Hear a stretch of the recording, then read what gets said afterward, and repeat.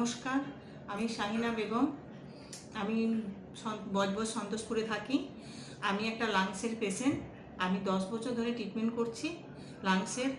অনেক ডাক্তারবাবুকে দেখিয়েছি, অনেক হসপিটালে অ্যাডমিটও ছিলাম, কিন্তু তার মধ্যে কোনো ইমপ্রুভমেন্ট হয়নি আমার। ঠিক আছে, শেষমেশ আমি আমার একটা হাজব্যান্ডের বন্ধুর সোর্সে আমি এখানে এসেছি ডাক্তার রনি সিকদারের কাছে।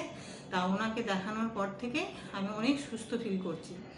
তা আমাকে আগে আমার যেমন সিঁড়িতে নিচে নামতে, তারপর নেমে উপরে উঠতে কষ্ট হতো, নিঃশ্বাস নিতে পারতাম না, দুটো দুটো বালিশ নিয়ে শুতে হতো, পিঠে একটা পেন হতো, অনেক প্রবলেম হতো।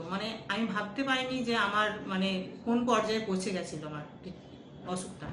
কিন্তু ডাক্তারবাবু ভগবানের কৃপায় আমি অনেক সুস্থ আছি।